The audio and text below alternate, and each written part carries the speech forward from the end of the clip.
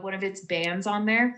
I like to The call those Jupiter's tan lines totality has ended. The because partial the eclipse wider part of ends at Jupiter has high 2:52 concentrations in of the morning, zinc, our which time, is the which is active an ingredient in hour and sunscreen. So it 20 looks minutes like from now, Jupiter just roughly. like missed some parts of And it and after with the that, sunscreen the when moon is he went only out to Earth's like go to penumbra, the which beach is or sort of outer something. I part don't of Earth's know. shadow until Yours about is 4 in the much more morning, but scientific that's than not mine that and well visible to thought your through, naked but I eye. call them the bacon So strips of Jupiter. So we're not going to stay up that long. We're probably That's going even to better. call it quits here in about 20 minutes probably and not get a as couple hours of sleep scientifically before formed we as yours, go to though. work I in the don't know morning. much. I mean, Before I have to take my kids to school. Yeah, those are really cool. Those are little storms going across Jupiter. Always fun to see. Yeah. And so Really if we cute actually like kind of overexpose the planet itself, we can start to get to see some of the moons of Jupiter. So we've passed at least the totality, four so Galilean moons, we saw as much coverage in red as we're going to see at around 118, and we are viewing circling it around here them. in So the Honolulu, four Galilean Hawaii. moons were the moons This is very discovered real. by Galileo with his telescope, so that's how they get their name, basically. There's some pretty cool moons in there. So one of them is Europa, which is kind of hot science right now because we think that there's some cool underground oceans there, and we're planning to send some specific spacecrafts to delve into more dynamics of the moon, which is really cool.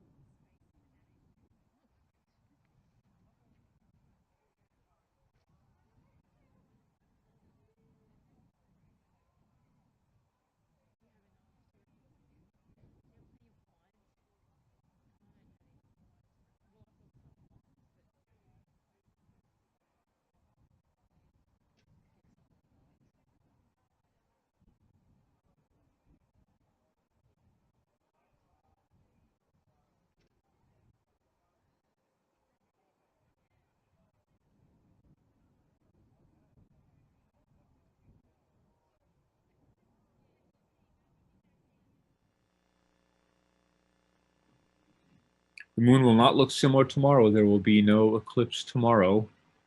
You need a really good alignment of the Earth, the sun, and the moon in a straight line. And because moon's orbit is tilted relative to Earth's orbit around the sun, from one day to the next, the moon is not lined up correctly to get an eclipse. The next almost total eclipse is in November of this year.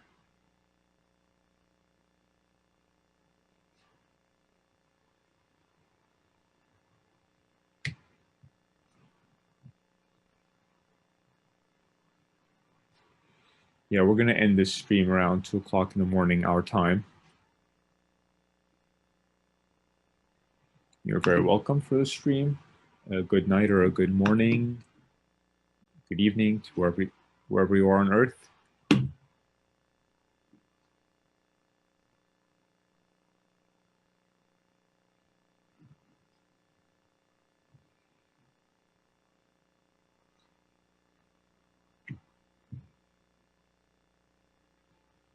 I see someone saying that their students sign on in 20 minutes. Maybe we can hang out for a couple more minutes so they can see something. The video, I believe, is recorded on YouTube and will remain up there. So I know the video of the conjunction that we did back in 2020 is available there. You can find us where you're viewing us here at UHIFA on YouTube. That's what we are on Facebook and Twitter as well. And you can just Google University of Hawaii Institute for Astronomy and find us, our website. Our website is, I will put it in here, is ifa.hawaii.edu. And we are at UHIFA on social media.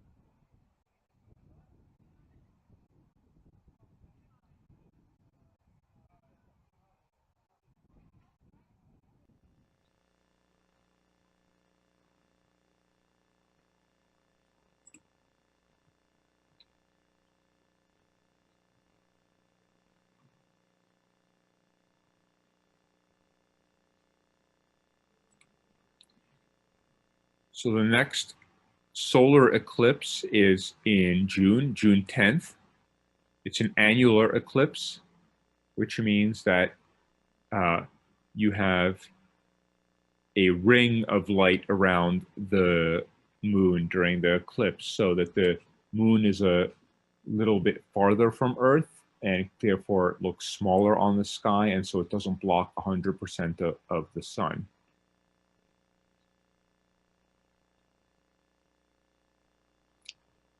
We will have a total solar eclipse in 2024 that we'll be able to see in most of the United States. If you've ever seen a solar eclipse, you know it's a pretty amazing event. I went to Oregon to see the one a couple years ago. That was pretty incredible. That was my first eclipse. We have astronomers who actually study the sun during eclipses because you can see the outer parts of the sun. One of our colleagues, Shadia Habal, travels around the world catching eclipses, and really amazing images they have with special telescopes and filters showing the material streaming off of the sun. It's many times the radius of the sun. Pretty incredible. And you can only study those portions of the sun during eclipses, otherwise the sun is too bright, and spacecraft that observe the sun can't see as close to the sun as you can with during an eclipse. So their views are pretty spectacular.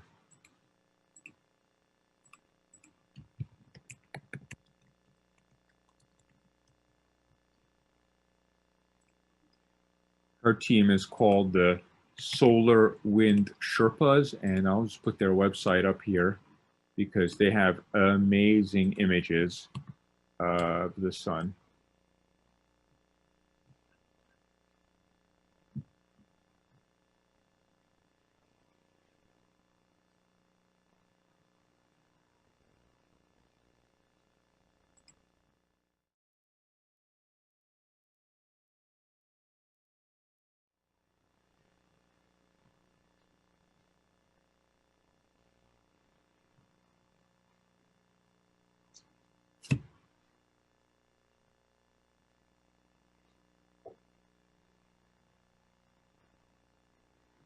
Someone asked where the 2024 solar eclipse would be visible. There are maps of the path of totality on timeanddate.com. So it starts, it crosses over Mexico and then sort of over the eastern central United States and up towards sort of the area of Maine and the Canadian border.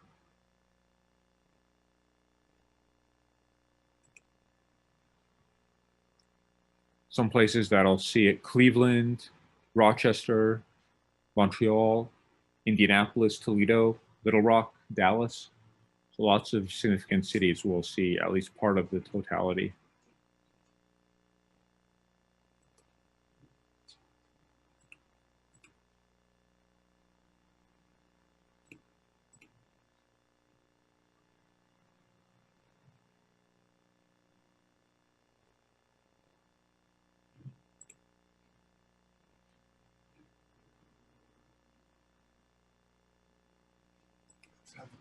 Goes to my father's property.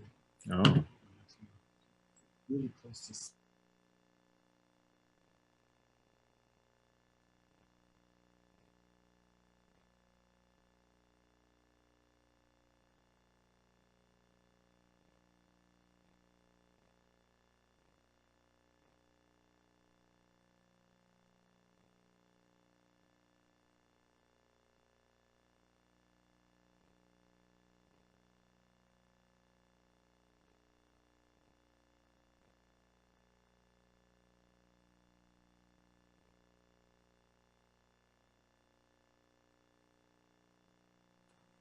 So someone's asking if most tracking telescopes track this well. If you buy a decent go-to telescope and you align it correctly, so before we started this broadcast, Alex spent some time aligning his telescope so that it was leveled and knew where north was and things like that, then it'll track well. If you don't align it correctly, then you're not going to get good tracking.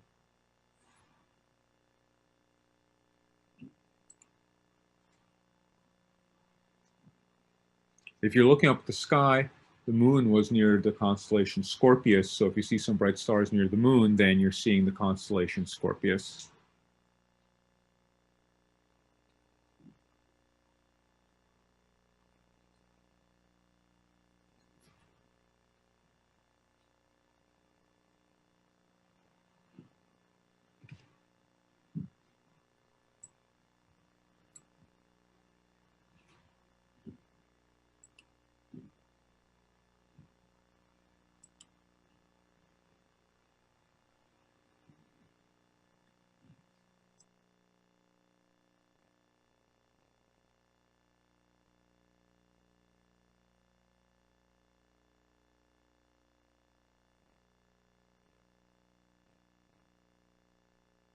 So we'll hang out here for another 10 or 15 minutes, and then we're gonna pack it up.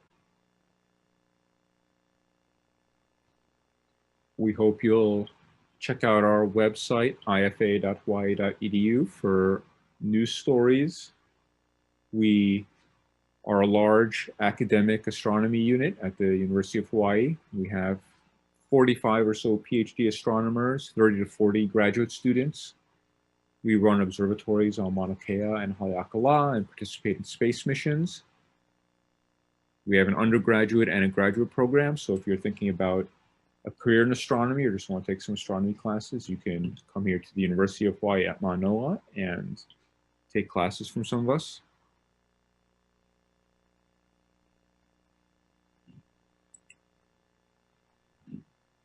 Someone is asking about Jupiter and Saturn. So Saturn is rising first, so Saturn will be a little bit higher in the sky than Jupiter, and Jupiter is the brighter one, which is rising a little bit later.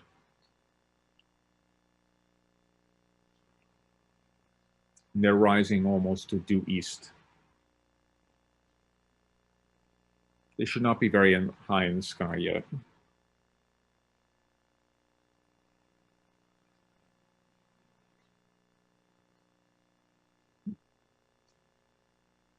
And the bright orange star high up in the sky is Arcturus or Hokulea.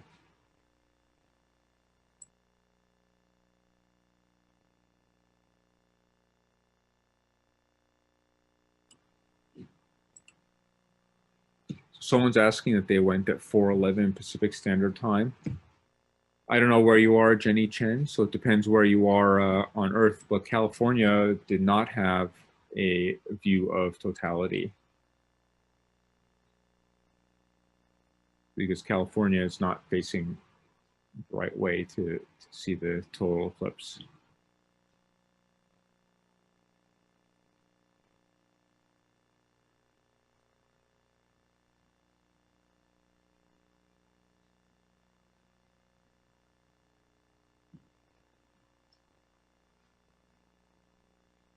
Everyone's welcome for the stream and the commentary. I'm glad you're enjoying it, and I'm glad we can answer some of your questions.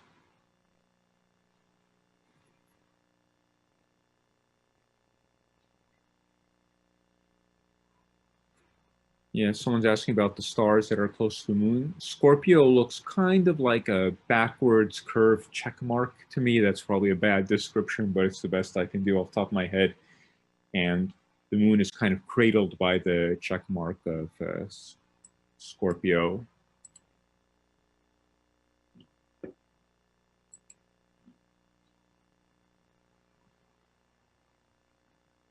We don't have a big enough field of view here to show you all the stars with this setup.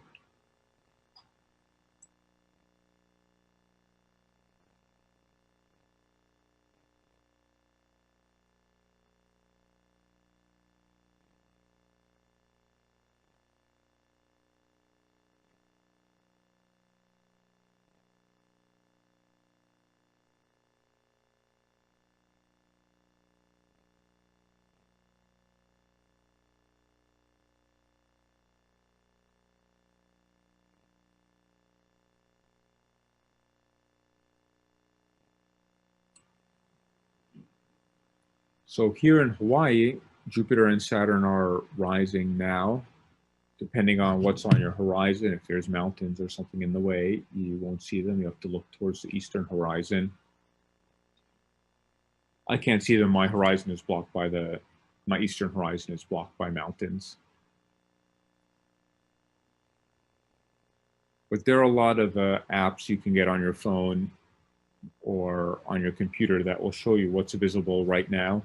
A lot of great phone apps. You just, if you have a smartphone, an Android or an iOS phone, you can just point to somewhere in the sky and it'll show you what's up. Google has a great program, Google Sky.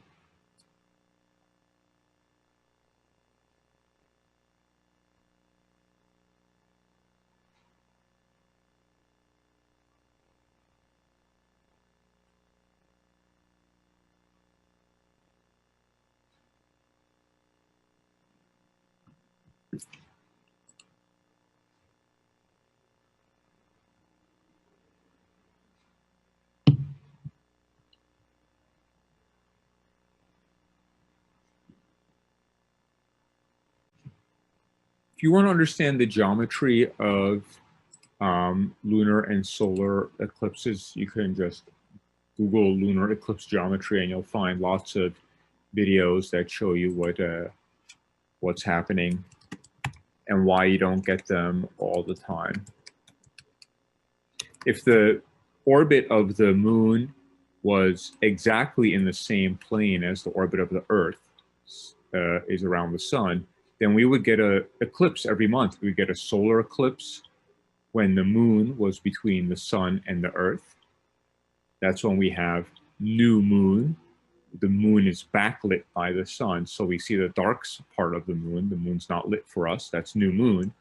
And if it was lined up with the sun every time, we would get a solar eclipse every month at new moon, and we would get a lunar eclipse every month at full moon. But because the orbit of the moon is tilted relative to Earth's orbit, sometimes the moon is a little bit above the sun or a little bit below the sun compared to Earth, and so we don't get an eclipse.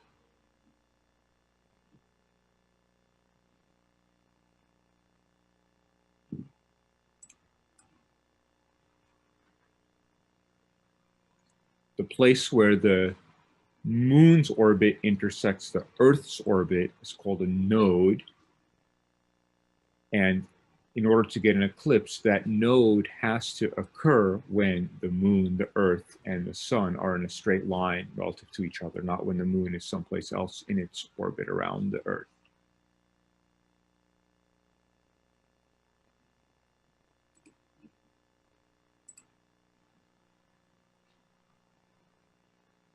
Shout out to my friends Chris and Ryan, who I see are hanging on here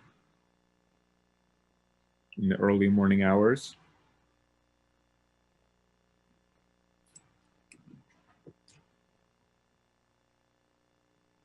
I'm glad some of you around the world are getting a clear view like we are, and I'm glad those of you who got cloudy skies or don't get the full lunar eclipse where you are were able to join us.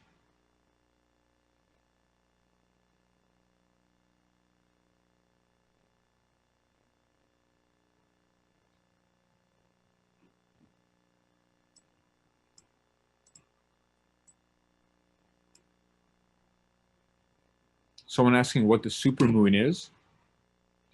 So the orbit of the moon around the Earth is not a perfect circle. It's an ellipse. It's a little bit elongated. So sometimes the moon gets closer and farther from the Earth in its orbit. When the moon is closest to us, it's called perigee. That means closest point to Earth. When it's farthest, it's called apogee. So when the moon is closer to Earth, it looks a little bit bigger, and we call that a supermoon. So actually, perigee was about a day ago, and so the moon is really close to Earth, comparatively speaking. It's only a few percent difference, 7% closer, plus 7% farther away, or minus 7% closer.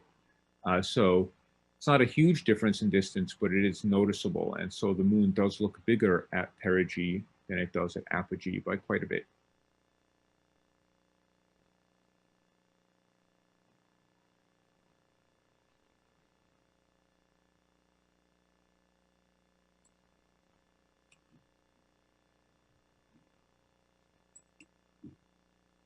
Yeah, we're now well past totality. Totality ended a little more than half an hour ago. And now you can see that the copper color is not so visible anymore. And we're probably going to end this feed in a few minutes. It'll be available on our YouTube channel here to rewatch. We have videos from some of our students talking about their research, and some talks about astronomy. We'll be populating it with more videos over the next few months from our past public presentations. And again, you can keep up with events going on here, astronomy news, public events that we'll start having again as COVID decreases at our website, ifa.hawaii.edu, and our Twitter and Facebook, UHIFA.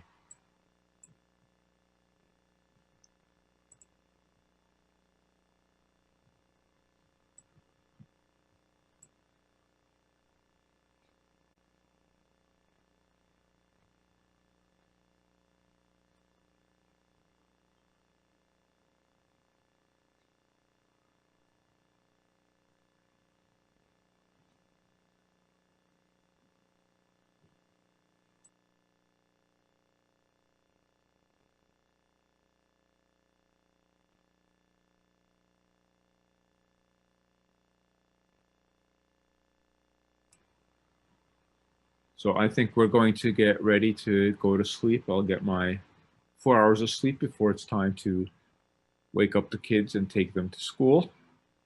I don't know what time Alex has to go to work.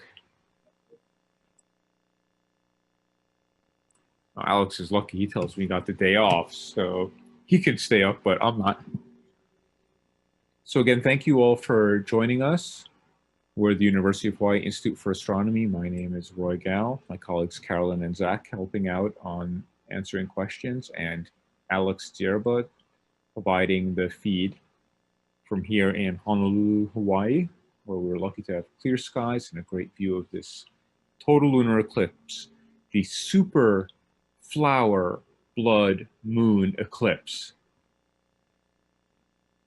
Flower moon because it's May when flowers bloom. That's just a colloquial name for the full moon in May. Super because the moon was closer to Earth, was close to perigee, so it looks bigger.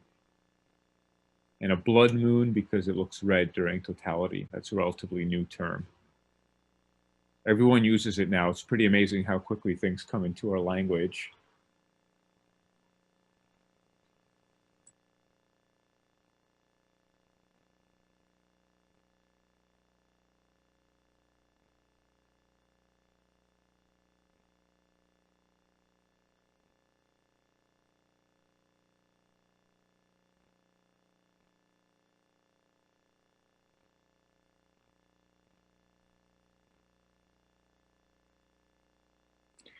All right, I'm going to turn off our live stream here, and that'll be the end of our broadcast from Hawaii.